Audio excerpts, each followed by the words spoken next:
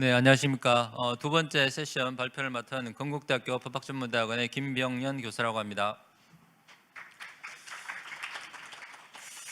네, 앞에서 이렇게 굉장히 좀 경제학적인 어렵고 형이상학적인 그런 내용을 하셔가지고 좀 어지러지했는데 사실 법학은 굉장히 좀 명확한 그런 내용들이 사실 많죠. 된다 안 된다가 많고 그런데 이 분야는 아직까지 이제 완전히 이렇게 학계에서 정립된 그런 내용도 아직 없는 상태고 그다음에 법제도도 아직 만들어지지 않은 상태이기 때문에 일반인들이 아직 뭐 ICO, IEO 이런 여러 가지 용어에 대한 이해도 아직까지 많이 덜 돼 있고 법도 아직 그렇게 완비가 되어 있지 않은 상태입니다. 그래서 굉장히 좀 혼란 속에 있는 그런 상태인데 어, 제가 이제 이 이번 학기에 개강을 하면서 항상 제가 이제 상법 분야를 전체적으로 강의를 하니까 제가 이제 상법, 회사법, 그다음에 이제 뭐 자본시장법 이런 분야를 강의를 합니다. 그래서 먼저 항상 하는 이야기가 다른 전공과 이제 상법의 차이에 대해서 이야기를 합니다. 그래서 상법은 굉장히 많이 개정되고 있다. 예. 그래서 제가 이제 상법을 배우고 난 다음에 어, 이제 84년도에 상법이 크게 한번 개정이 되었습니다. 그 이후로 이제 어, 별로 개정이 없다가 이제 제가 제 개인적인 기준으로는 1995년을 기준으로 해서 우리나라 자본시장에 굉장히 큰 변화가 그때부터 시작이 되었다고 생각을 합니다. 95년도에 이제 상법도 개정이 되었지만 우리나라의 자본시장이 이제 개방이 되게 됩니다. 환율이 이제 좀 자유롭게 이렇게 되는. 그래서 이제 97년도에 IMF 위기도 이제 우리가 접하게 되죠. 그래서 이제 그 이후에 이제 증권 뭐 선물 시장 95년도에 마련이 되고 그다음에 또 이제 펀드가 이제 2004년도에 간특법으로 이제 또 합쳐지게 되고 그다음에 이제 2004년도에 지금 한국거래소가 주식회사와 또 그게 전환이 되고 그다음에 2007년도에 이제 자본시장법이 이제 제정이 되고 2009년도부터도 자본시장법이 시행이 되고 거기다 또 2019년에 우리 전자증권법이라고 부르는 게 또 했고 또 2021년도에 특검법이 또 제정이 되고 이렇게 굉장히 역동적으로 그 영역이 확장이 되는 것이 이제 상법입니다. 제가 상법을 본격적으로 전공한 게 이제 93년부터니까 지금 딱 30년이 이제 된 것 같습니다. 근데 조금 힘들긴 하지만 왜냐하면 많이 변하니까. 근데 안 심심해서 굉장히 좋습니다. 제가 이제 다른 과목과 비교할 때 다른 과목은 안 변하잖아요. 특히 민법, 뭐 헌법, 형법 거의 변하지 않는데 우리는 뭐 계속해서 긴장을 해야 되기 때문에 제가 살아있다는 것을 느끼게 해주는 굉장히 좋은 분야라고 생각을 합니다. 그래서 이제 이런 또 기회도 이제 찾아오게 되었고 또 이런 귀한 발표 주신 도나모에 대해서도 감사를 드립니다. 제가 이 발표를 또 이제 맡게 된 그런 또 하나의 이유가 이제 우리 안수영 교수님하고 자율 규제 오늘 제가 이제 말씀드릴 그런 IO에 대한 어떤 합리적 규제와 관련해서 자율 규제에 대해서 많이 강조를 하고 드릴 텐데 또 안수영 교수님하고 또 이 자율 규제와 관련한 연구 모임에서도 같이 이야기한 게 벌써 한 20년 정도가 지난 것 같습니다. 그래서 되게 이제 뜻깊은 그런 자리인 것 같습니다. 자, 먼저 이제 가상자산이라는 것이 이제 등장하게 된 게 얼마 되지 이제 않았습니다. 일반인들이 접한 것도 뭐 겨우 이제 좀 아신다 하는 분이 뭐 비트코인, 이더리움 이 정도만 알지 다른 가상자산의 이용에 대해서 사실 잘 모르고 있죠. 가상자산은 이제 투자 대상 자산이라는 것으로 우리한테 이제 다가온 것이 얼마 되지 이제 않았습니다. 2009년도에 이제 자본시장법이 제정되면서 투자성이라고 하는 것이 굉장히 중요한 요소로 등장을 하게 됩니다. 그 전에 이제 유통성, 시장에서 이제 유통이 되느냐고 하는 것이 굉장히 규제 포인트였는데 자본시장법이 제정된 이후로 이제 유통성보다는 투자성이라는 것이 좀 더 강조가 됩니다. 그래서 자본시장법에 보면 이제 금융투자 상품이라는 그런 용어로서 이제 대체가 되고 포괄주의라고 하는 것이 이제 등장을 하게 됩니다. 그래서 권리의 표현 방식이나 또 거래 관계를 둘러싼 그런 법제도가 굉장히 이제 변화되고 있다. 그 다음에 이제 전자증권법이 제정이 되면서 기록의 그런 형태도 이제 달라지게 되고 거기다가 이제 가상자산이 하나 더 이제 강펀치를 날리게 되죠. 가상이라고 하니까 보이지 않는, 존재하지 않는 이렇게 이제 생각을 하게 되는데 근데 꼭 그렇게 생각하지 않아도 될 것이요. 우리 자본시장법에서 투자 대상 자산으로 이야기하는 금융투자 상품의 개념 정의를 보게 되면 어떠한 이렇게 긴 문장으로 가면서 마지막에 권리라고 나와 있습니다. 투자 이 가상자산도 우리가 권리에 대한 것이죠. 예, 어떠한 물건에 대한 물건이 뭐 유체물일 수도 있고 무체물일 수도 있고 어떠한 것의 대상에 대한 권리를 이야기하는 것이죠. 그런 점에서 사실상 투자성이라는 점에서 큰 차이가 없다라고 저는 이제 생각을 합니다. 그런데 일반 실물, 현물과 가상자산의 큰 차이점은 가치의 측정, 가치의 변동이 굉장히 다르다라는 점이 이제 큰 차이가 있는 거죠. 그리고 물가나 이런 어떤 뭐 급격한 변동에 따라 가지고 굉장히 이제 시장의 그런 플럭테이션이 굉장히 심하다, 이런 부분에서 우리가 투자 대상으로서 굉장히 어떤 어려운 그런 어떤 규제 대상이다, 이런 어떤 이야기를 할 수 있습니다. 가상자산에 대해서 현재 이제 아직 우리가 법이라고 하는 것이 특검법 하나밖에 이제 없는 실정입니다. 거기에서 이제 우리 특검법 제 2조에 보면은 2조 1호 제 하목으로 가보면 가상자산 사업자라고 하는 용어가 등장을 합니다. 그래서 가상자산 사업자에서 열거가 되면서 가상자산의 매도, 매수, 교환, 이전, 보관, 관리, 이를 중개하거나 알선하거나 대행하는 것을 영업으로 하는, 그래서 모든 것을 다 할 수 있는 것으로 법에서는 규정이 되어 있습니다. 그게 이제 뒤에 나오는 우리가 이제 규제와 관련해서 어떤 것이 가장 효율적인 규제냐라고 하는 것에 있어 어려움을 던져주는 그런 부분이라고 할 수 있습니다.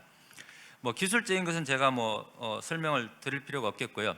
자, 그 이전에 우리가 이제 앞에서 뭐 다른 이제 경제학적인 이야기 나왔지만 용어가 지금 이제 IPO는 여러분들 너무 잘 아시죠? 최초의 기업 공개, Initial Public Offering 해서 잘 아시고, 이제 ICO도 우리가 들어봤습니다. Initial Coin Offering이라고 그러고요. 그다음에 STO, 요거는 이제 우리가 Security Token Offering 해가지고 일종의 증권성을 가지는 어떤 토큰 이라고 부르고 있죠. 그래서 이제 자본시장법의 규제 대상이 될 수 있는, 자본시장법의 규제 대상인 증권과 유사한 것으로 우리가 이제 이야기를 하고 있습니다. 자, 근데 이제 코인이나 혹은 여기서 제가 코인이나 토큰을 굳이 구별하고 얘기를 하지는 않겠습니다. 자, 일단 코인이 되었던 토큰이 되었던 어떤 가상의 어떤 권리를 매개체로 해가지고 자금을 조달하는 수단이 되고 있는 것이 바로 ICO고, 그 다음에 어떤 거래소를, 가상자산 거래소를 이용하는 경우에 그것이 IEO가 되고, 그 다음에 특정한 어떤 중앙화되었냐, 집중화되지 않았냐에 따라 가지고 IDO냐 아니냐, 이런 것으로 이제 구분이 되어지는 그런 겁니다. 근데 잘 아시다시피 IPO는 우리가 자본시장법에서 규정을 하고 있죠. 근데 이제 가상자산은 IPO와 관련된 자본시장법의 적용 대상인지는 여전히 불분명하고 과거 금융기관에서는 이것을 불법적인 것으로 이야기를 한 바 있습니다. 최근에 와가지고 그 입장이 이제 약간 선회가 되고 있는 것이죠. 자, 근데 이제 ICO라고 하는 것이 법 제도가 만들어지기 전에, 물론 특검법에는 조금 나와 있지만 구체적으로 자본시장법과 같은 그런 자금 조달을 목적으로 하는 그런 절차를 짜임새 있게 규제하는 그런 법률은 없는 상태라는 거죠. 없는 상태에서 코인이라는 거, 그래서 화이트백스에서 강남의 어떤 지하철역 근처 가면 있습니다 이래가지고 이제 사람들을 호객하는 그런 것들을 통해 가지고 피해를 보기도 하고 또 횡재를 하기도 하고 이런 사람들이 이제 등장을 했죠.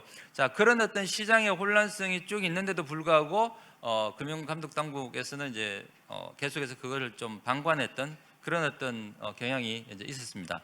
자, 그런데 여기에서 중간에 이제 미국의 경우로 우리가 잠깐 예를 들게 되면, 미국에서는 이제 처음부터 증권 규제 대상을 정하는 데 있어 가지고 포괄적인 그런 성향을 가지고 있었습니다. 물론 이제 실물의 경우에 SEC, 그다음에 선물의 경우에 CFTC에서 나눠져 있긴 합니다. 그리고 제가 느끼기에는 SEC보다는 CFTC가 좀 더 영역도 더 넓고 파워도 더 있는 것 같아요.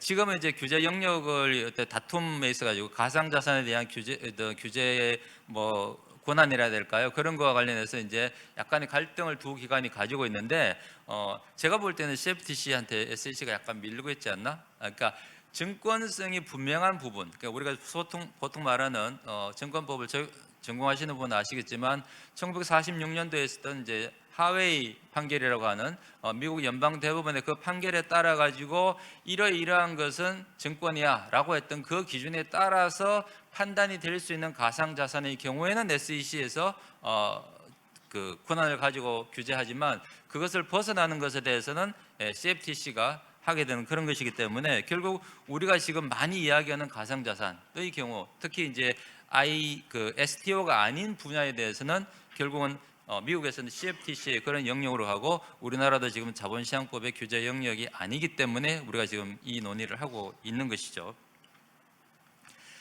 자, IO는 그러면은 뭐냐라고 했을 때 ICO는 코인이라고 하는 거, 그러니까 아까 가상이라고 그랬는데 그런 것을 이용해서 자금을 모집하는 모든 형태의 그런 프로세스를 이야기한다라고 하면 굉장히 포괄적인 개념이라고 한다면 IEO는 그런 수단을 이용해서 자금을 모집하는 장소, 주체 혹은 매개체가 되는 것이 가상자산 거래소라고 하는 것입니다. 그럼 이제 우리가 실물 거래소를 예를 들면 한국 거래소를 통해서 우리가 거래를 할 수 있죠. 거래소의 회원이 아니면 거래소에서 거래를 할 수가 없습니다. 그래서 우리가 거래소에서 거래를 하기 위해서는 거래소의 회원인 증권회사의 계좌를 터가지고 간접적으로 거래를 하게 되는 것이죠. 그러면 이제 가상자산 거래소는 어떡하냐? 아직까지 법 제도는 없습니다. 어떻게 하라고 하는 법이 아직까지 없죠. 그럼 이제 어떻게 해야 될 것인가라는 것을 고민했을 때 거래소가 최소한 아직 법 제도가 완전히 되기 전이라도 거래소가 가상자산 거래소가 그 역할을 했으면 좋겠다라고 하는 어떤 이야기가 나오게 되는 것이죠. 자, 여기서 그러면은 거래소가 과연 그런 것을 할 수 있는 권한이 어디에 있느냐라고 하는 거죠. 자, 거기서 우리가 이제 상법 전공과 타 전공의 차이점이 이제 나타납니다. 상법 교수들은 굉장히 탄력적입니다. 사고가. 제가 다른 전공을 뭐 폄하하는 건 절대 아니지만 실제 좀 그래요. 뭐 여러 가지 제가 실증 사례를 댈 수는 있지만, 자, 그래서 미국의 경우에 자율 규제가 굉장히 발달해 있는 나라라고 이야기합니다. 공적 규제도 물론 강하지만 자율 규제라고 하는 영역이 분명히 존재하는 나라라고 우리가 누구라도 인정하고 이의를 제기하지 않습니다. 근데 우리나라의 경우에는 사실상 공적 규제가 거의 다 한다고 해도 과언이 아닙니다. 자율규제 기관이라고 부르는 곳이 있지만 감독 기관과 굉장히 긴밀하게, 그리고 특히 규정과 관련해서 다 승인을 받는 형태가 되어 있기 때문에 사실상 자유로운 정말 자율규제 영역은 있을까? 이런 질문을 하는 분도 있습니다. 자, 근데 지금은 가상자산 거래소를 한번 보시죠. 실물의 경우에는 증권거래법이 만들어지면서 한국거래소가 영역이 생겨났고 예탁원도 생겨났고 현물시장이라고 하는 시장이 만들어진 경우입니다. 국가에서 만들어진 거예요. 근데 가상자산 거래소는 국가에서 만들어주기 전에 자생적으로 생겨난 거래 시장이죠. 그리고 복수의 거래소입니다. 물론 실명 계좌를 얻은 거래소는 소수지만 하여간에 거래소가 굉장히 많이 난립을 했다는 표현을 이제 하고 있습니다. 그러면은 자율규제라고 하는 것은 국가에서 공적 규제로 바탕을 깔아주고 법제도를 만들어서 이렇게 해야 돼, 누가 뭘 할 수 있어, 뭐 잘못했을 때 이렇게 하는 거야 라고 하기 전에 시장 참여자들이 그 시장이 정립될 수 있도록, 그 말은 투자자들이 안심하고 그 시장에 참여할 수 있도록 만들 수 있는 바탕을 마련한다는 거거든요.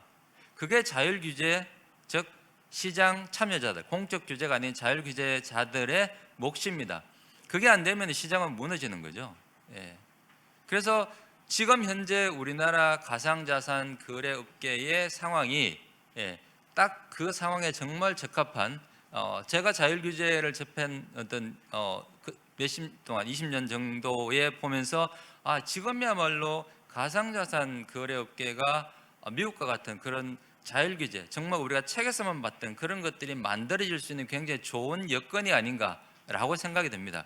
공적 규제 역할도 분명히 있어야 되겠죠. 그런데 규제와 제재를 하기 위해서는 히스토리를 알아야 되고 시장을 알아야 됩니다. 제가 이 분야를 몇십 년을 연구를 하고 또 감독기관 공무원들 열심히 공부를 하지만 부분적인 어떤 부분에서 우리가 좀 더 나을지는 모르지만 전체적으로 시장 메커니즘에 대해서는 시장 참여자들을 따라갈 수가 없습니다. 그건 솔직히 인정하는 부분이거든요.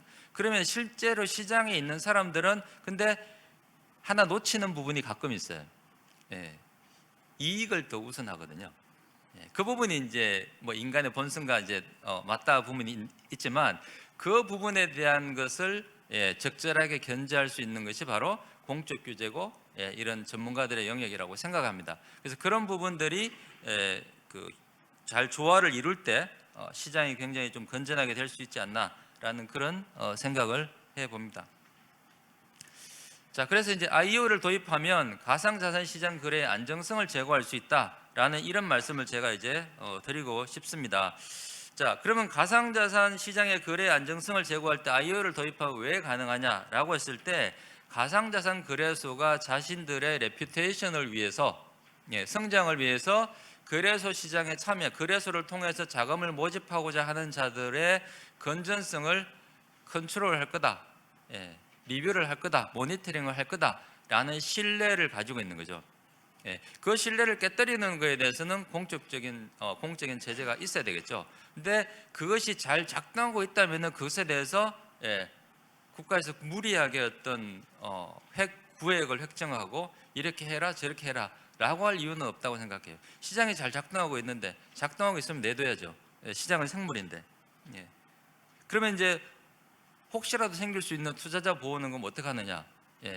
제가 어떤 발표 오늘 토론하시는 분 이제 이렇게 자료들 찾아보니까 어떤 시장도 불공정 거래 행위는 막을 수 없다. 동의합니다. 아무리 규제를 많이 저도 규제를 많이 하는 사람 입장인데 아무리 해도 우리 법에 보면 항상 빠져나가는 사람들이 생겨납니다.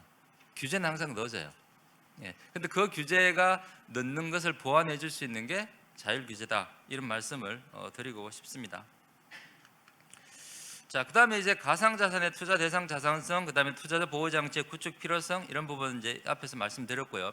자, 세 번째로 이제 정보의 투명성 제고를 위한 공시제도의 정착. 자, 이런 부분이 굉장히 이제 중요합니다. 아까 이제 뭐 앞에 1세션에서 정보가 잘 없어가지고 연구하는 사람 입장에서도 정보의 공개라는 것이 굉장히 어려운 부분이 있습니다. 제가 어떤 다른 연구와 관련해 가지고 자료를 구하고자 했을 때 그것이 이미 미국에서는 뭐 블룸버그가 갖고 있어 가지고 살려면 굉장히 돈이 많이 들고 막 그래 가지고 굉장히 어려움이 있었거든요. 그래서 이제 뭐 학자가 돈이 어디 있습니까? 그래서 아는 인맥을 통해서 유학했을 때 알았던 사람을 통해서 그 사람한테 그 학교에서 정기 구독하고 있는 데이터베이스를 통해서 이렇게 자료를 구한 그런 경험이 있는데 자료라는 부분은 굉장히 중요합니다. 투자 판단을 위해서. 그래서 우리가 시장에서 informed investment decision이 되었을 때 자금 투자라는 부분을 요구할 수 있다라는 이야기를 하게 되는 겁니다.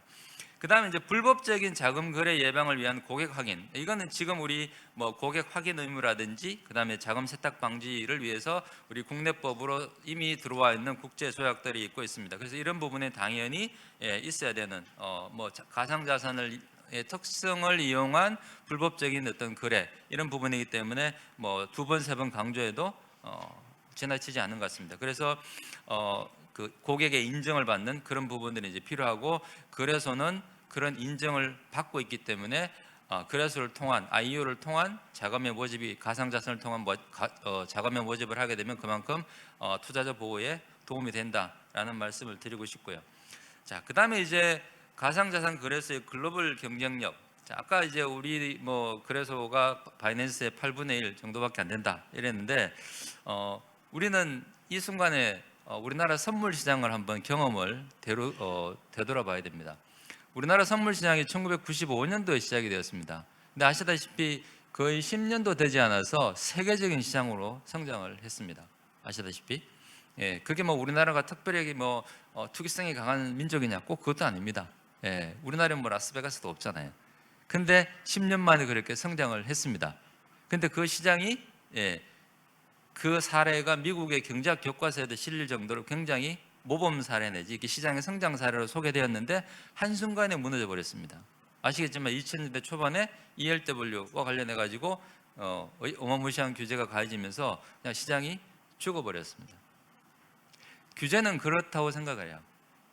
시장의 순기능을 살리지 못하고 역기능 때문에 순기능마저 작동하지 못하도록 하면 시장은 그만큼 죽어버린다는 겁니다. 그러니까 세계적인 시장을 우리가 보유하고 있었는데 그 시장을 하나 잃어버렸다는 거예요. 지금 우리 가상자산 시장도 마찬가지라고 생각해요. 역시 기로에 있다고 생각이 들어요. 그래서 이런 시장을 우리 과거의 선물 시장의 그런 어떤 경험, 아픈 경험에 비추어 봐가지고 글로벌 경쟁력을 제고하기 위해서 필요하다라는 그런 부분을 고민을 해봐야 된다라고 생각이 듭니다.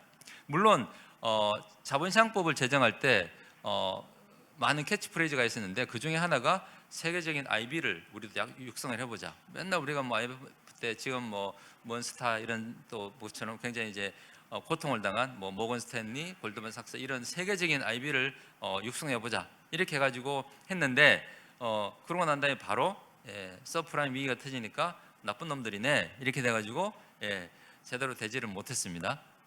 근데 나쁜 경우가 생기는 거지 본질적으로 나쁜 건 아니죠. 그러면 시장은 정말 나쁜 거잖아요. 그러면 자유시장 경제 체제가 무너져야 되는데 그러지 않잖아요. 그래서 시장에 대한 어떤 신뢰를 우리가 이제 가질 필요가 있다라는 부분 강조드리고 싶습니다. 자, 그다음에 이제 자율규제의 부분에 대해서 보겠습니다.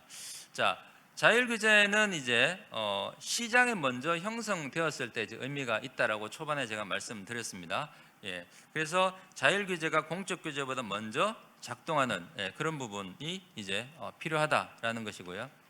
그다음에 자율규제의 장점은 당연히 전문성이 더 뛰어나고 유연한 규제가 가능하고 그다음에 환경의 변화에 대해서 탄력적으로 적응할 수 있다. 또 규제 비용도 절감이 된다. 이런 말씀을 드릴 수 있고 단점으로는 이제 강제성을 확보하는 장치가 좀 부족할 수 있다. 이런 이야기를 이제 드릴 수 있습니다. 그다음에 이제 산업 지원과 규제 기능의 충돌이 있다. 이런 이야기를 드릴 수 있습니다.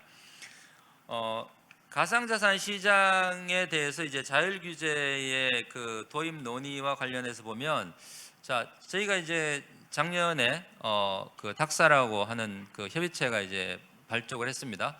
그때 제가 이제 신문지상을 통해서 그런 기관이 이제 설립이 된다는 것을 보고 자율 규제의 영역으로 빅스텝을 하나 가는구나 이렇게 생각을 했었어요. 근데 제가 알기로 아직까지 자세한 규정의 제정 권한이나 그다음에 그런 규정을 위반했을 때 어떻게 될 것인지, 그다음에 제재를 어떻게 할 것인지 그런 부분에 대한 내용이 아직까지 이제 없습니다.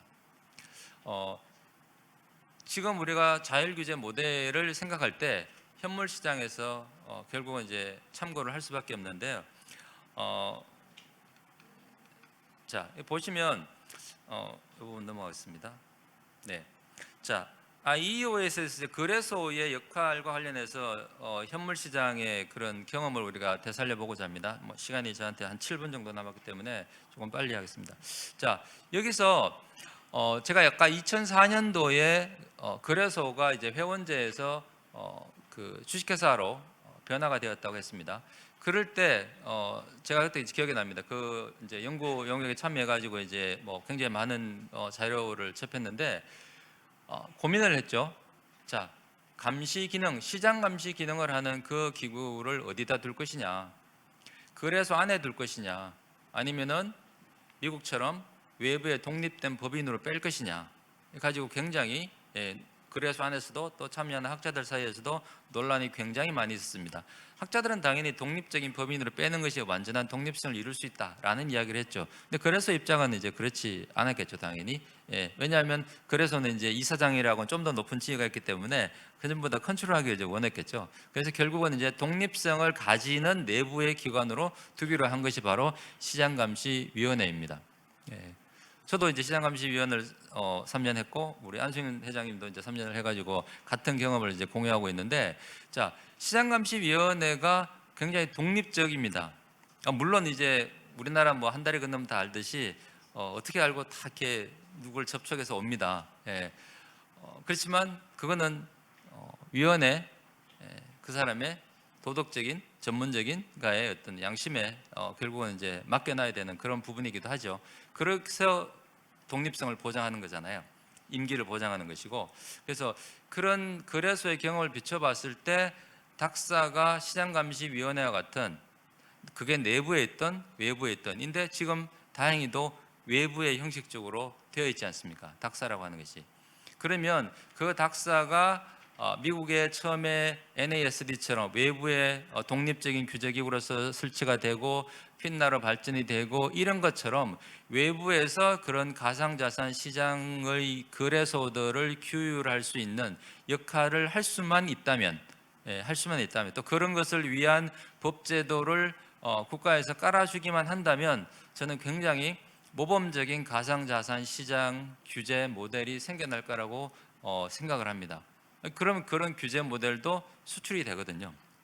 그래서 그런 것을 위해서 우리가 좀 고민을 해야 되지 않을까라는 건데, 여기에는 그러면 이제 구체적으로 어떤 방법이 있을 수 있겠느냐라고 했을 때 현재 있는 특검법 제 2조 1호 2조 1호 제 하목에 나와 있는 가상자산 사업자라고 하는, 아까 거래하는 여러 가지 보관이라든지 이전이라든지 관리라든지 여러 가지 어떤 행위들을 또 뭉쳐서 거래소가 전부 다 할 거냐, 아니면은 그것을 부분적으로 분리해서 볼 것이냐의 문제입니다. 자, 첫 번째 방법이라고 해놓은 거 보면, 가상자산 사업자는 가상자산을 발행하여 자금 모집을 원하는 자를 중개하여 가상자산 거래소와 연결해주는 말 그대로 중개 역할만 수행하고, 자, 여기서 꺼내보면 가상자산 사업자는 가상자산 거래소가 아닌 단순한 중개업을 하는 중개인의 역할로 머무른다라고 합니다. 그리고 가상자산 거래소가 이 중개 역할도 할 수도 있겠지만 중개 역할을 하지 않고 다른 기능을 할 수 있는, 그리고 가상자산 거래소가 실질적으로 모든 절차를 갖다가 감독할 수 있는 그런 어떤 역할, 그게 이제 닥사가 수행한다면 가장 이상적이겠죠. 그래서 가상자산의 보관 예탁은 별도의 기관에서 할 수도 있고 거래소가 할 수도 있고, 그건 이제 비용 문제에 따라서 어떤 안전성에 따라서 이제 차이가 날 수 있을 겁니다. 자, 그다음에 이제 두 번째 방법은 완전히 분리하는 방법입니다.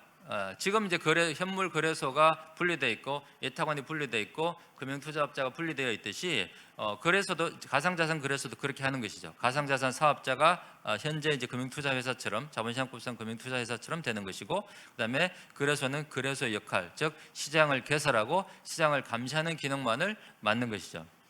물론 이제 별도의 자산 보관 기관도 만들 수가 있겠죠. 자, 첫 번째 방법의 경우는 두 번째의 경우와 비교해서 봤을 때 이해상충의 측면에서 이제 상대적으로 위험이 더 있느냐 덜 있느냐의 차이가 있게 됩니다. 아무래도 모든 것을 다 할 수 있으면 이해상충의 위험성이 더 크다라고 보통 학자들이 지적을 하고 있습니다. 분리하면 제일 좋겠죠. 분리하면 제일 좋겠는데, 현재 우리 시장의 상황을 봤을 때 완전히 분리해가지고 하는 것, 닥사라고 하는 것에 대해서 우리가 어떤 법적인 지위를 부여하느냐에 따라서 그건 달라질 수 있다고 생각을 해요. 만약에 닥사가 독립적인 지위에서 완전히 정말 거래소와 독립적인 지위에서 시장의 그런 감시 기능을 수행할 수 있다라고 한다면 저는 이 같이 하는 것에 대해서 별 문제가 없다라고 봐요. 근데 그렇지 않고 그냥 명목적인 어떤 우리가 규제를 피하기 위해서 공적인 규제를 그냥 좀 유예시키기 위해서 단순히 그런 것을 채택하겠다, 그렇다고 한다면은 법에서 결국은 분리할 수밖에 없는 그런 어떤 상황이 되지 않을까라는 생각을 해봅니다. 그래서 현물 시장의 거래소의 시가미의 그런 경험에서 비추어 본다면 현재 닥사라는 것이 만들어져 있기 때문에 최대한 그것을 활용하고 그것에 대해서 독립적인 자율규제기구로서의 지위를, 법적인 지위를 부여하는 것이 가장 바람직하지 않을까, 이렇게 생각을 합니다. 그래서 이제 자율규제기관의 지위를 강화하고 그랬을 때 결국 IEO 시장이 건전하게 안정적으로 발전할 수 있는 그런 바탕이 마련될 것이다 라는 생각이 듭니다. 자, 마지막으로 이제 우리나라 가상자산 시장에서 자율규제기관의 그 적절한 모델이 뭐냐라고 했을 때 조금 전에 말씀드렸다시피 가상자산 거래소들이 공동으로 규제 전담 기관을 하는 닥사를 제가 닥사를 광고하는 것 같은데 닥사하고 전혀 관계 없습니다. 예, 닥사가 어디 있는지도 몰라요. 예, 오늘 닥사 부위원장 그분 처음 만났습니다. 예. 자, 기존의 가상자산 거래소와 독립성을 가지도록 하는 그런 방법을 강조를 드리고 싶고요. 그랬을 때 자율규제라는 부분이 굉장히 신뢰할 수 있는 방향으로 발전할 수 있다라고 말씀드릴 수 있고, 그걸 위해서는 우리가 특정금융정보법의 개정이라는 부분이 굉장히 필요하다. 예, 그래서 이 허가를 어떤 식으로 정리할 것이냐라는 문제. 그다음에 그 첫 번째 문제에서 입법적 정비와 관련해 가지고 뭐 여러 가지 개념 정리는 여기서 다룰 것은 아니지만 단일 입법으로 할 거냐, 아니면 기존의 자본시장법을 개정해서 할 거냐, 아니면 특정금융정보법을 개정하는 것으로 할 거냐, 아니면 뭐 이제 지금 뭐 이야기되고 이제 디지털 기본 입법 법이나 그런 단일 입법으로 할 것이냐라고 하는 것이 문제인데, 저는 단일 입법으로 가는 것이 더 좋지 않을까라고 개인적으로 생각합니다. 여러 가지 이유 때문에. 그다음에 마지막으로 이제 자율규제 기구의 안정적인 지위 확보를 위한 최소한의 법적인 근거 규정을 만들기 위해서도 단일 입법이 필요하다라는 것이고, 그랬을 때 그 자율규제 기구, 그의 명칭이 뭐 닥사가 되었든 딴 게 되었든 간에 규정을 제정할 수 있는 권한, 그다음에 제재할 수 있는 권한을 반드시 가져야 됩니다. 그리고 그것을 뒷받침할 수 있는 공적 규제 기관이 그것을 상시 모니터링할 수 있는 그런 시스템을 공적 기구도 갖춰야지만 시장이 균형 있게 발전하고 규제하고 그런 것들이 될 수 있다고 생각을 합니다. 네, 남은 시간이 채로입니다. 뭐 경청해 주셔서 감사드리고요. 이따가 토론 시간에 다른 질문 있으시면 같이 나누도록 하겠습니다. 감사합니다. 예, 어려운 문제에 대해서 소중한 제언해 주신 교수님께 다시 한번 큰 박수 부탁드립니다. 자, 그리고 바로 이어서요, 토론 진행하겠습니다. 자, 발표자는 바로 무대 위에 착석해 주시면 감사하겠습니다. 네. 자, 토론에서는 앞서 발표를 진행해 주신 김병원 교수님과 함께 금융감독원 디지털금융혁신국 안병란 팀장님과 동국대학교 경제학과 박선영 교수님께서 함께 이야기 나눠주실 예정입니다. 모두 큰 박수 부탁드립니다.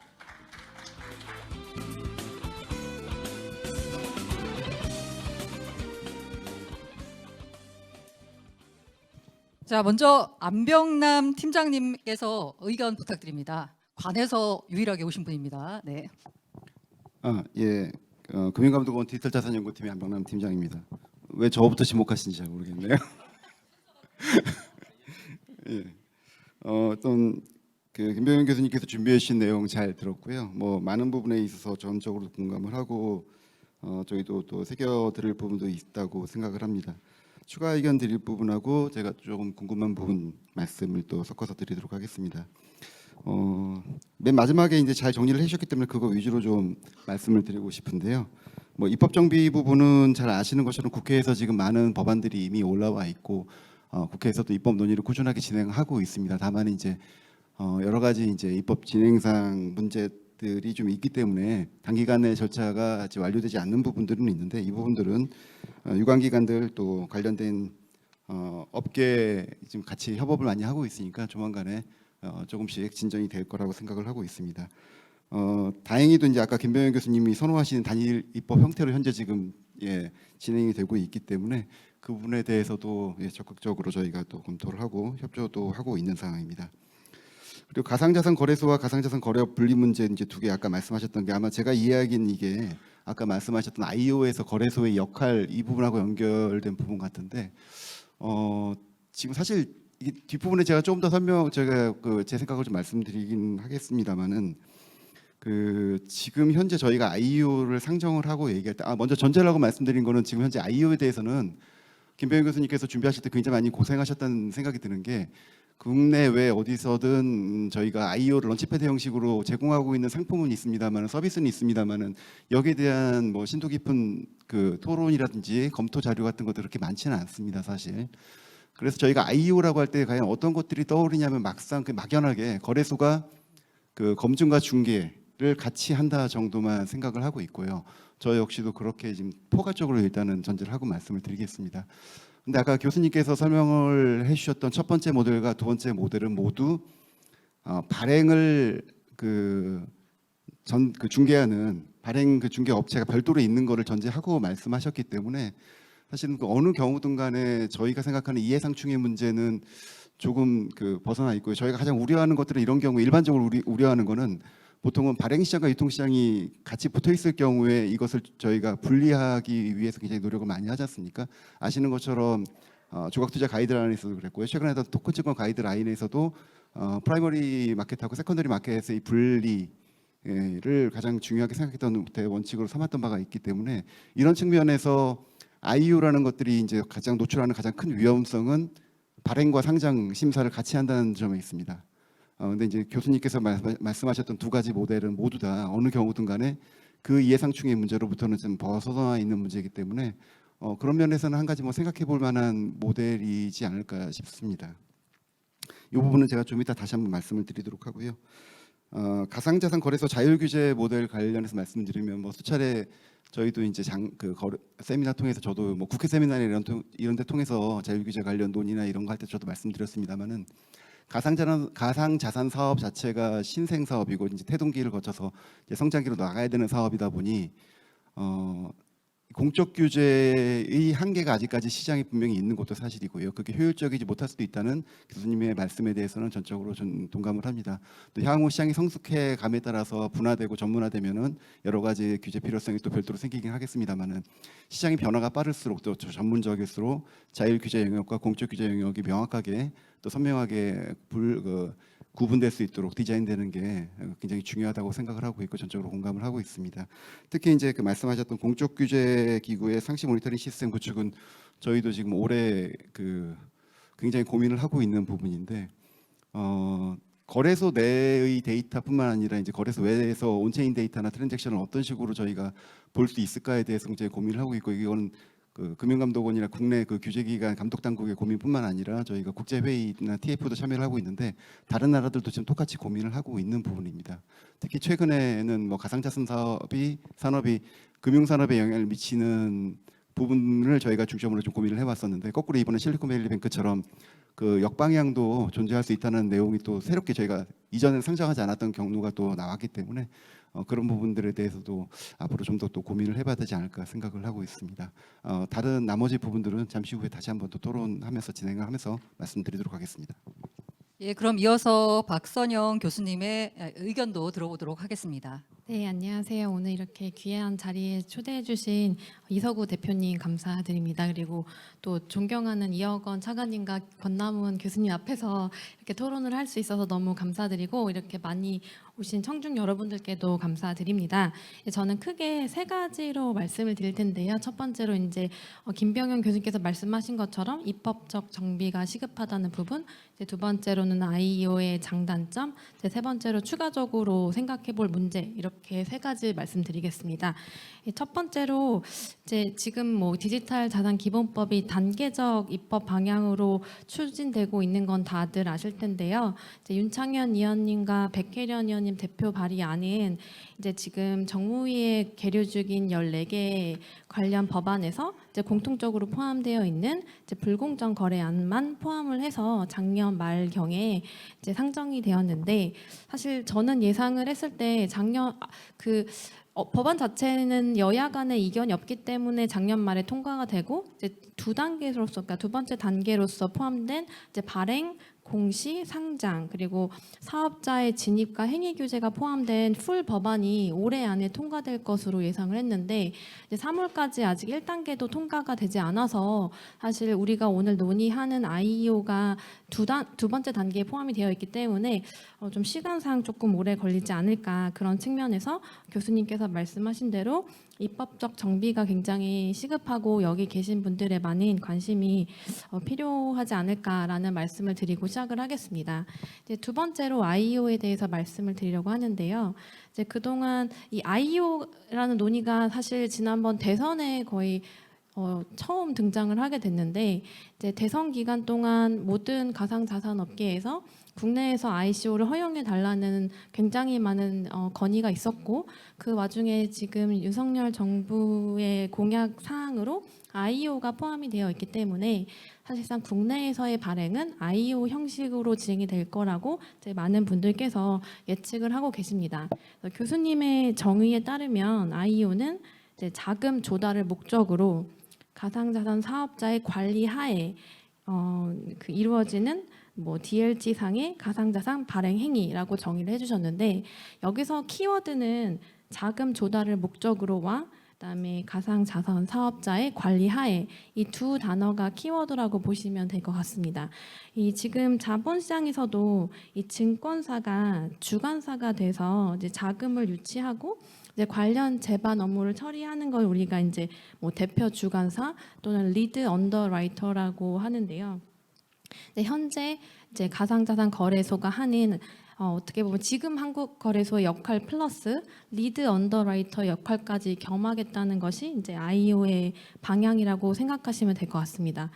저는 처음에는 이게 KRX의 모든 기능과 언더라이터의 기능까지 가져가는 게 너무 집중화가 되지 않을 거라는 생각이 좀 있었는데 이 아이오를 하게 되면의 장점은 이제 사실상 이 가상자산 시장에 어떻게 보면 자본력이 있는 플레이어가 없기 때문에 우리가 ICO를 허용을 하면서 투자자 보호를 할 수 있는 사실상의 통로는 IO밖에 없다라는 그런 정신에서 이렇게 추진되는 것이 아닐까라고 생각을 하고 있고 그런 측면에서 어떻게 보면 거래소의 책임이 굉장히 더 커진다. 굉장히 할 일이 많아진다고 보시면 될 것 같습니다.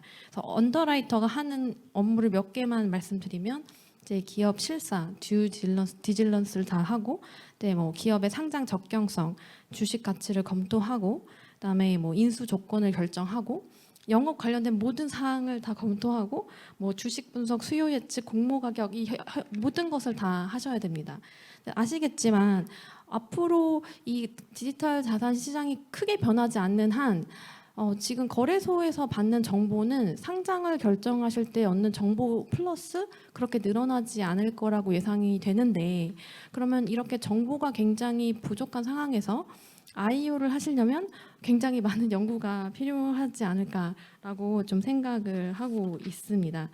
여기서 또 우리가 생각을 해야 되는 건 IO를 하시면서 나중에 거래소 내부의 상장 폐지 요건 때문에 어쩔 수 없이 상장 폐지를 시켜야 되는 경우 투자자분들로부터 좀 더 큰 비판을 받을 수도 있고 또 다른 뭐 경우에는 굉장히 낮은 스탠다드를 적용해서 IO를 많이 시킬 경우는 이 거래소가 뭐 주간 수수료와 뭐 거래 수수료까지 모두 더 많이 얻을 수 있기 때문에 그런 이해 상충 문제를 어떻게 극복할 수 있는지 이 산업 전체 차원에서 좀 높은 기준을 적용하기 위한 뭐 자율 규제가 필요하지 않을까라는 생각이 듭니다.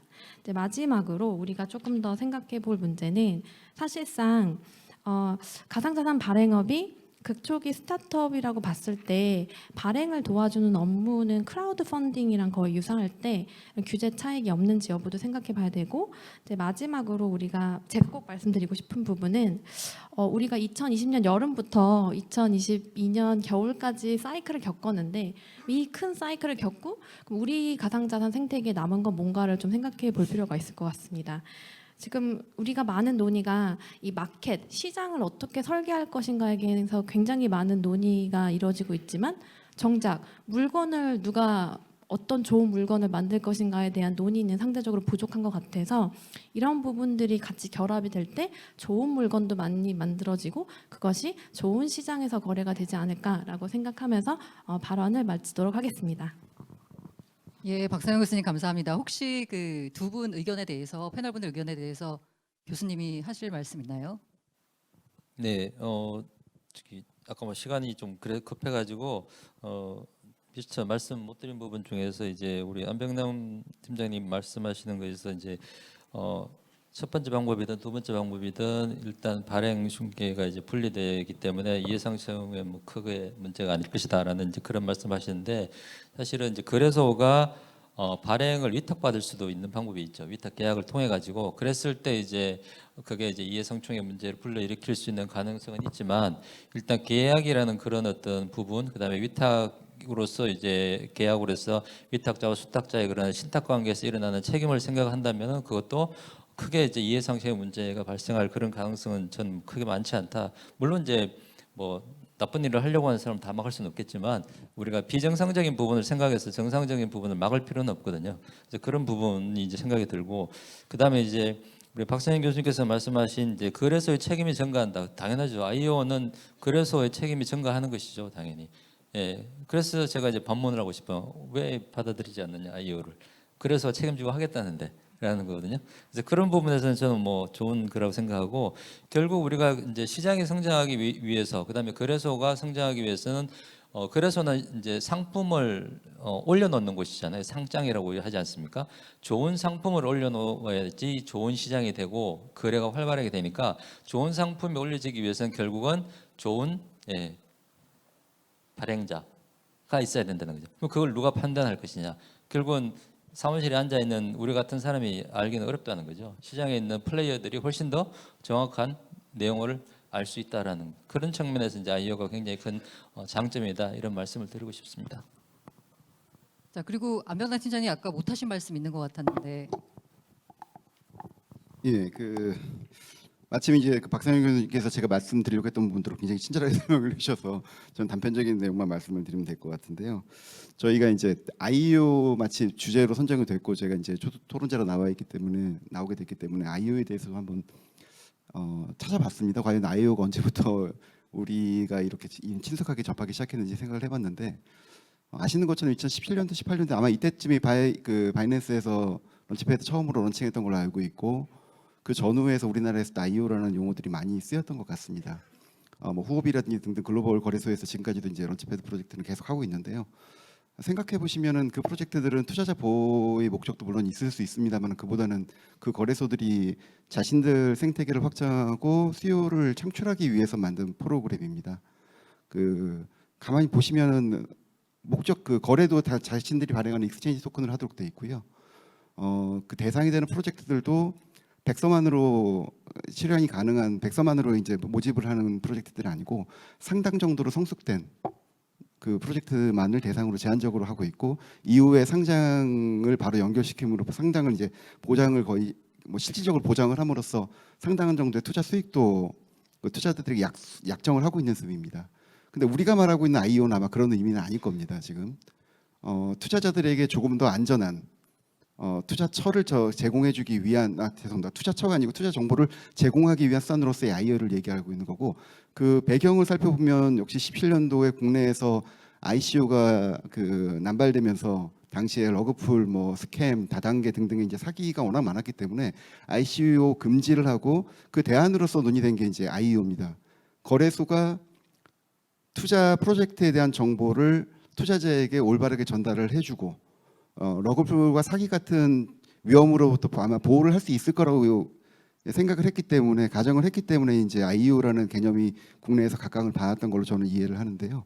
이게 지금 현재 생각을 하는 아까 방금 말씀드렸던 런치패드 형식의 IO하고는 전혀 다른 문제고, 그럼 국내에서 그 IO를 도입한다고 했을 때 과연 거래소가 어느 정도까지 프로젝트 검증을 할 수 있는지 한번 고민을 해봐야 됩니다. 기술 검증은 아마 솔직히 저는 힘들 거라고 생각을 하고 있고요. 가능한 부분은 방금 말씀드렸던 러그풀이나 스캔 같은 사기로부터의 자금 운용의 투명성이라든지 프로젝트 진행의 투명한 공개라든지 이런 것들을 어떻게 보장해 주는지에 대해서 사실 가능한 것이지, 기술적으로 완벽하다 혹은 기술적으로 구현 가능하다 혹은 투자 수익이 어느 정도 날 수 있다라는 암묵적인 약정도 사실은 곤란할 겁니다. 그래서 그 부분에 대해서 향후에 규제를 디자이닝하고 자유 규제와 공적 규제를 뭐 배분을 하고 여러 가지 이제 후속 조처들이 있습니다만, 그 앞에 앞서서 우리가 생각하고 있는 IO가 어떤 것인지에서 명확하게 생각을 했습니다.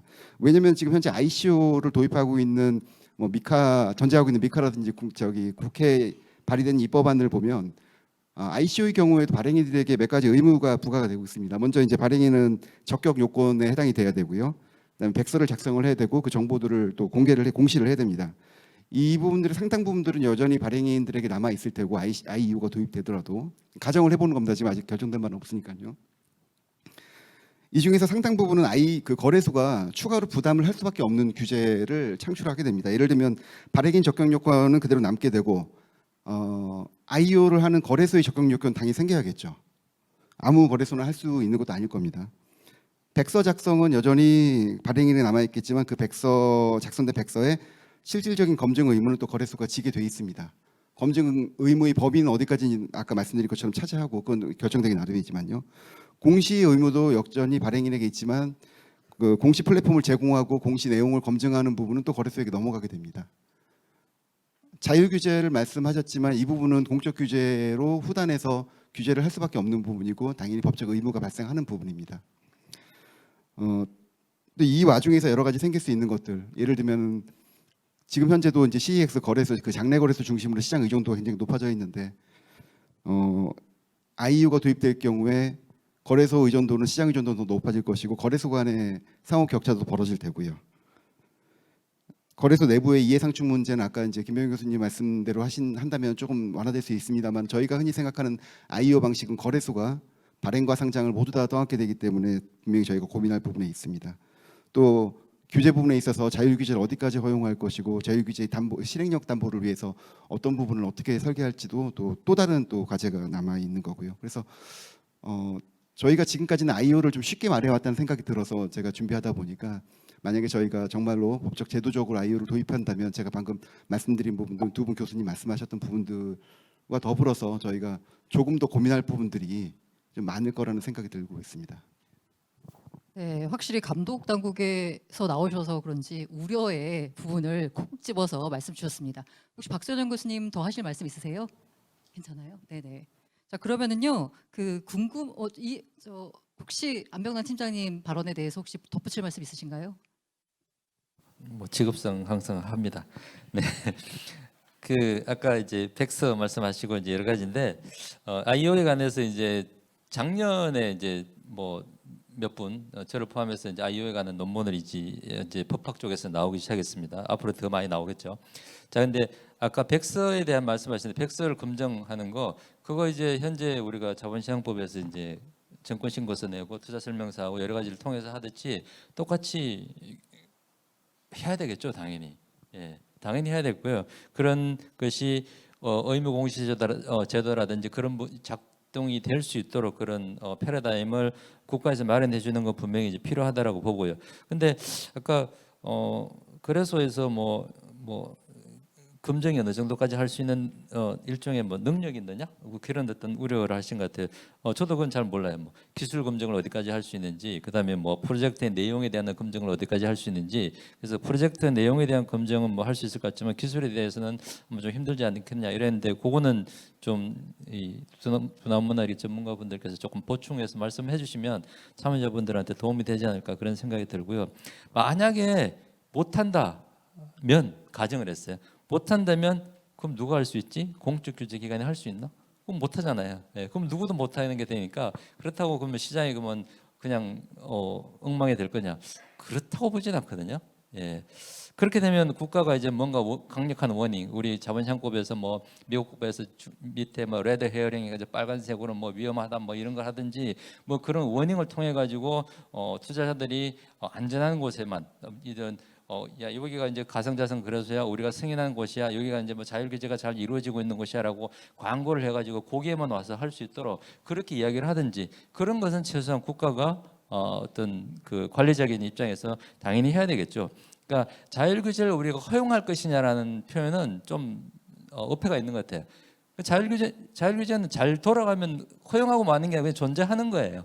예, 존재하는 그게 잘못되었을 때 많은 사람들이 피해가 주고 제대로 하지 못했을 때 공적 규제가 그 바운더리에 들어가서 야 그건 안 돼라고 해서 그어주는 거지 자율 규제를 국가에서 허용할 거냐 이거는 저는 시장을 전제로 했을 때는 좀 맞지 않는 표현이라고 그런 생각이 들어요. 예, 말씀 감사합니다. 저 그냥 살짝 덧붙이고 싶으면요, 그 IO 얘기가 나왔을 때 투자자들 사이에서 나온 얘기가 아니 거래소를 어떻게 믿고라는 부분이었어요. 그래서 안병남 팀장님 말씀하신 대로 IO가 만약 허용이 된다라고 했을 때도 모든 거래소에 허용을 해주는 게 아니라 자격 요건을 갖춘 곳에 허용해주는 방식이 맞을 것 같다는 생각이 듭니다. 제 기준으로는 일단은 실명 계좌를 획득한 거래소가 그래도 상대적으로 일라이블하지 않나 그 기준으로 닥사가 형성되고 한다면은 그래서 제가 이제 가상자산 거래소와 일반 중개업자를 구분하는 기준으로도 하나 어떤 가이드라인이 나올 수 있지 않겠는가라는 생각을 하는 거죠. 아울러서 자율규제 관련돼서 현재 나와 있는 닥사 관련돼서요, 일련의 사건들로 인해서 투자자들 사이에서는 닥사에 대한 약간 불신이 좀 있습니다. 많이 노력해 주시길 부탁드립니다. 네. 자, 그러면 이제 Q&A 세션을 가져보도록 하겠습니다. 혹시 지금이라도 질문이 있으신 분은 세컨 블록에 들어오셔서요. 질문 남기시면 질문 받도록 하겠습니다. 자, 김병현 교수님께서 가상자산 거래소를 통해 IO를 진행하게 되면 ICO에 비해 신뢰성을 담보할 수 있다고 발표해 주셨는데요. IO를 수행할 수 있는 가상자산 사업자는 신고 수리된 가상자산 사업자, 그 중에서도 실명 확인 입출금 계정을 보유한 5대 거래소만이 포함될 것 같습니다. 이 경우 5대 거래소 독주 체제가 더 공고해지는 것은 아닐지요? 독주는 한 팀이 하는 걸 독주라고 하지 5개가 하는 걸 독주라고 하긴 좀 그런 것 같고요. 고치겠습니다. 과점 체제가. 예, 우리가 이제 독과점을 규제하는 법이 있죠. 근데 이제 그게 이제 거기에 해당이 될 것인지는 우리가 또 다른 검토를 해봐야 되겠지만, 우리가 그 거래소를 통해 가지고 반대로 얘기하면 투자자들이 안전한 곳이라고 믿을 수 있다 그러면 오히려 그건 투자자들한테 이렇게 유익한 거지, 그게 꼭 뭐 비판적이나 반대할 것은 아니라고 봐요. 예, 뭐 제가 뭐 거래소를 뭐 신뢰하느냐 이 문제가 아니고, 그래도 거래소라고 하는 것이 존재하고 있고 어느 정도 많은 거래자들이 지금 거래를 하고 있잖아요. 그런 걸 비춰본다면은 일단 그래도 인간은 일단 믿어야죠. 예, 믿고 시작을 하고 하니까 그게 시장이라고 봐요. 예. 네, 답변 감사합니다. 자, 두 번째 질문 드리겠습니다. 디지털금융혁신국 안병남 팀장님께 질문 드립니다. 2017년 9월 가상통화 관계기관 합동 TF가 구성되었고 ICO가 전면 금지되었는지 벌써 5년이 넘는 시간이 흘렀습니다. 해당 정책 기조가 실제 현재까지도 유지가 되고 있는 것인지, 즉 증권이 아닌 가상자산을 통해 국내에서 자금 조달하는 것이 현재에도 금지되어 있는 것인지 궁금합니다. 또한 윤석열 대통령께서 당선인 시절에 IEO 우선 허용 및 단계적 ICO 추진을 공약으로 내세우신 바 있는데요. 이에 대한 현 정부의 입장과 미래 방향성은 무엇인지 궁금합니다. 제가 답변 드릴 수 있는 건가요? 그러면 개인 의견임을 전제로 해서 말씀해 주세요. 네. 뭐 아시는 것처럼 2017년도 9월달에 나왔던 ICO 금지 조치는 굉장히 말씀드리기 좀 힘든데, 법적 근거가 없는 때 뭐 서면 행정명령이었던 건 다들 아실 테고요. 그 행정명령의 특성상 뭐 매년 자동 연장되는 건 아니라는 점은 뭐 다시 설명드릴 필요는 없을 것 같습니다. 이제 다만 그럼에도 불구하고 그 이후에 ICO가 가졌던 당시 단점이라든지 부작용 같은 것들이 워낙 당시에 부각됐었기 때문에 국내 시장에서 정부가 그때 금지한 이유로 사실 시장에서 그 분위기가 조성이 안 됐었죠. 대부분의 이제 프로젝트들이 싱가포르나 뭐 아시는 것처럼 스위스로 좀 나가면서 기조 자체가 바뀌다 보니까 국내에서는 다시 아마 이 오픈하기는 쉽지 않은 것 같고요. 법적 부분과 뭐 실질적으로 할 수 있느냐는 다른 얘기이기 때문에 제가 그 정도로 말씀을 드리는 게 좋을 것 같고요.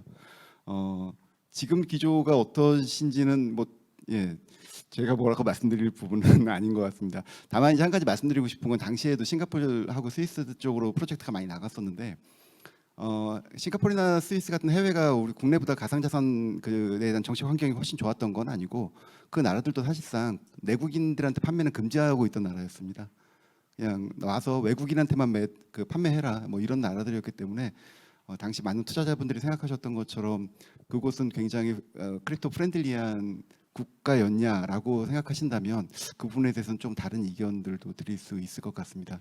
물론 국내에서 이루어지고 있는 지금 가상자산 규제에 대해서 많은 이견도 있고 시장에 불만도 있는 것도 저 충분히 이해하고 있습니다만은 예전과 좀 달라진 게, 저희 팀 그 디지털 금융혁신국의 디지털 자산 연구팀도 사실 뭐 아시는 것처럼 작년에 만들어졌습니다. 아직 뭐 법제화되지 않았기 때문에 정식 감독이나 검사를 할 수 없는 그 연구팀으로 있습니다만은 이렇게 조금씩 뭐 어쨌든 변화가 일어나고 있는 중이라고 말씀을 드리겠습니다.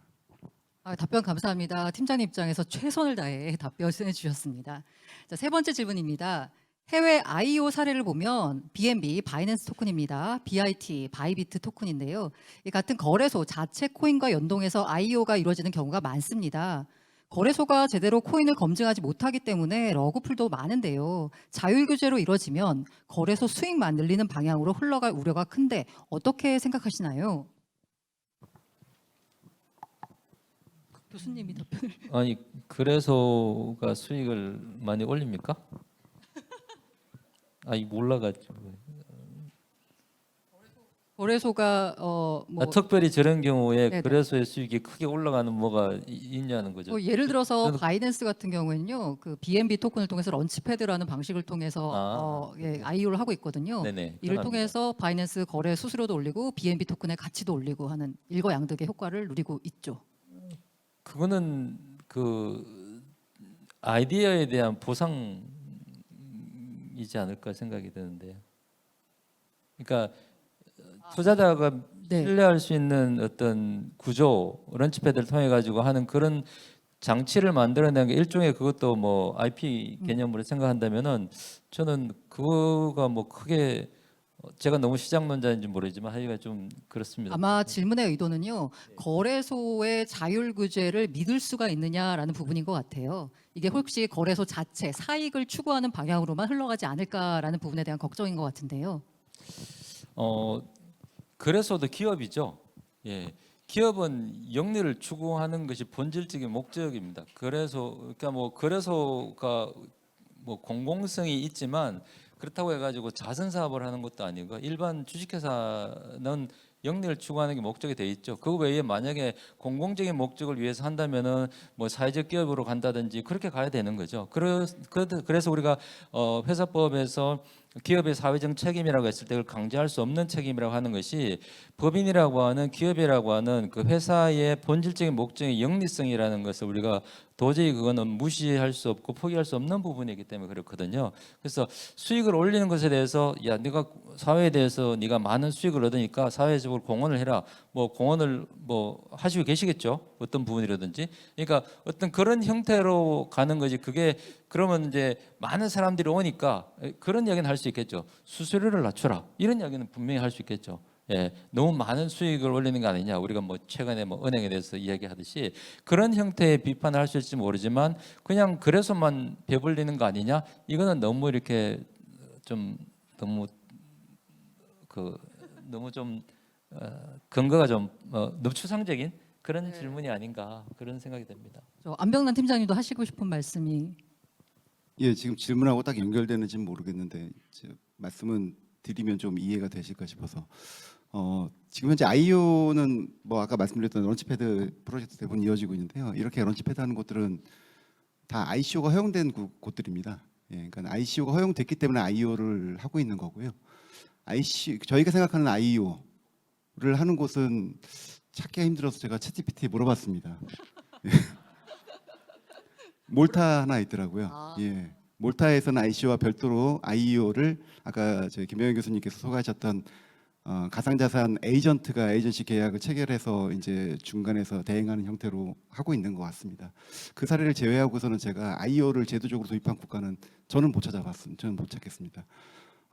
그럴 만한 이유가 있을 거라고 생각이 들고요. 그래서 제가 아까 말씀드렸던 말씀이지만 저희가 IEO를 도입해야 된다면 그 장단점을 분명히 따져서 고민을 해야 될 거라 생각 들고요. 아까 덧붙여 말씀드리면 김병현 교수님께서 아까 제가 드린 말씀 중에서 이제 추가 설명해 주셨던 부분이 있는데 그 거래소가 기술적 검증 능력이 있다 없다를 말씀드리고 싶었던 건 아니고요. 있다면 혹은 없다면 그 부분에 대해서 투자자에게 정확하게 정보가 전달되어야 된다는 의미로 말씀을 드린 겁니다. 보통 저희가 IO를 도입한다고 하면 투자자들은 당연히 그 부분에 대해서 일정 부분 그 거래소가 기대하는 것보다 훨씬 더 많은 그 검증을 할 수 있을 거라고 아마 기대를 할 거라고 생각이 들거든요. 그래서 정확한 정보의 전달, 어디까지가 검증 책임이고 검증 능력이 있고 어디까지가 거래소가 책임질 수 있는 부분인지에 대해서 시장이 정확하게 오픈되고 투자자들이 이해를 해야 된다는 말씀으로 드린 부분이란 걸 강조합니다. 예, 답변이 되셨으면 하는 바람입니다. 저 김병현 교수님이 아까 답변하실 때요, 그 기업은 이윤 추구를 하는 거에 목적이다라고 했는데 여기서 이제 두나무에서 저한테 시나리오를 줄 때요, 두나무 주식회사라고 꼭 붙여서 주더라고요. 그 이유를 이제 알았습니다. 네. 네, 마지막 질문입니다. 김병현 교수님께 질문드립니다. IEO 제도화, STO 도입에는 원칙적으로는 동의합니다. 그런데 기존 상장 권한 등으로 막강한 권한을 가진 거래소들이 IEO를 통해 발행 시장에까지 크나큰 영향력을 지니게 될 것으로 보이는데 그러한 영향력 및 권한의 남용 방지를 위한 견제 방안에 대한 의견 부탁드립니다. 네, 그 IO의 제도와 SRO 도입 예, STO를 SRO 자율규제기구. 자율규제기구. 아 예, 죄송합니다. 예, 제가 예. 네, 몰랐습니다. 죄송합니다. 네. 네.